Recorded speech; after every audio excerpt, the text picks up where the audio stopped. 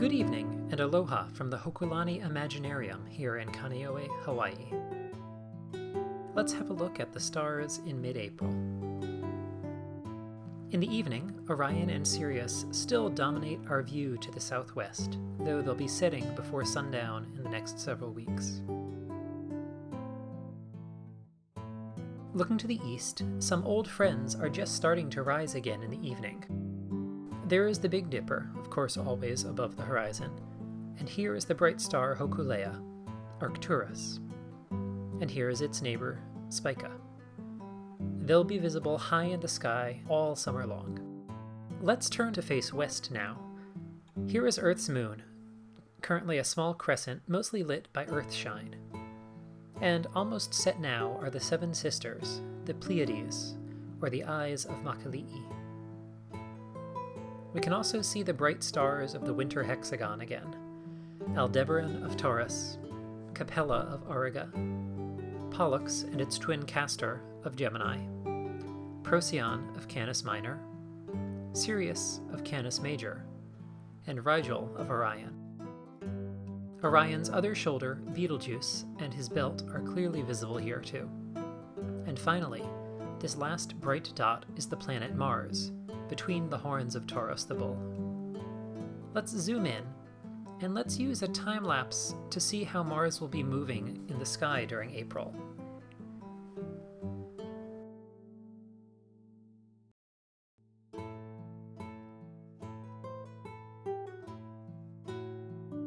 There, that's the path that Mars will draw in the course of this month, from directly over Taurus's right horn, across to above Orion, as far again as that constellation is tall. Now the moon's been waiting patiently. Let's look at its phases this month. April begins with a waning quarter on Sunday the 4th. The new moon comes a week later, followed shortly by lunar apogee on the 14th. The waxing quarter will be seen on Monday the 19th, and the full moon on Monday the 26th, with perigee the very next day. Perigee, so close to a full moon, means we may see especially high tides on those days. Turning back to face Orion, let's focus in a bit closer. The shape of the hunter, or Nahei o na Keiki, the string game of the children, is quickly recognizable for many people in the night sky. Let's meet those bright stars by name. The most recognizable might be the left shoulder, here. This is Betelgeuse, a red giant star. Its current name evolved from Arabic roots, meaning approximately the hand of Al-Jauza, or the shoulder of the giant. The second shoulder is Bellatrix, another giant star. The name Bellatrix means the female warrior. Diagonally opposite Betelgeuse is Rigel, a blue supergiant. Its name means leg or foot. In the fourth corner is Safe, which comes from a phrase meaning sword of the giant. Now, the three stars of the belt, known by some as the Three Kings, or the Three Sisters. From left to right, we have Al-Nitak, the girdle, Al-Nilam, string of pearls, and Mintaka, the belt. These stars aren't actually in a neat line in space. They're all at different distances from Earth. It's only our perspective that makes them line up. Finally, centered above Orion's shoulders is Meisa, from the title meaning the Shining One. This can be seen as Orion's head. Now let's take a good long look at all of Orion. This is a way of looking at the constellation that you probably don't get every day.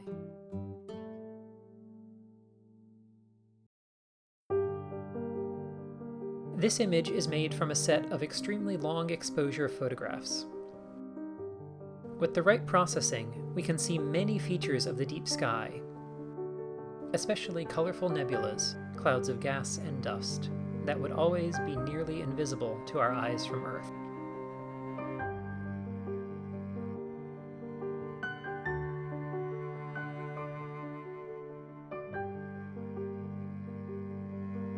The Great Orion Nebula, found in the sword here, is one of the very few objects that can sometimes be seen by eye alone.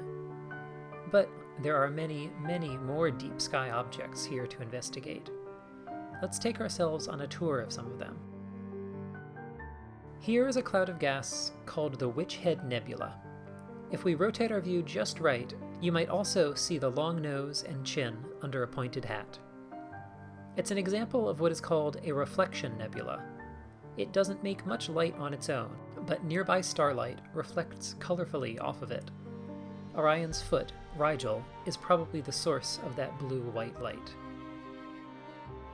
This is the Great Orion Nebula, the same one that looks like a faint cloud from the ground. This is what we might see in a picture taken through a small telescope. And there's much more detail to be seen here. Large observatories have studied this area using different wavelengths of light, which help reveal the different elements and compounds that make up the nebula's gas and dust, and even allow us to look through some of the clouds in infrared to see the hundreds of young stars forming inside.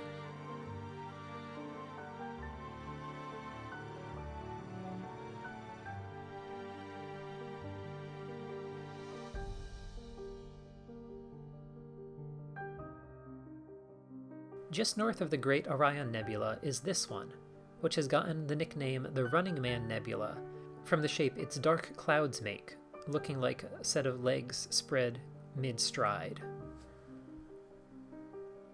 And just south of it is another nebula, which has an exotic object hidden in plain sight. This bright waterfall of gas leads our eyes to these two similar bright shapes. Those pointed, bright clouds are the ends of two thin, fast streams of gas being spit away from a newly formed star, which is somewhere in here. These glowing shock waves are formed when the fast streams of gas splash into another cloud of material. These are called Herbig-Haro objects, jointly named for their discoverers.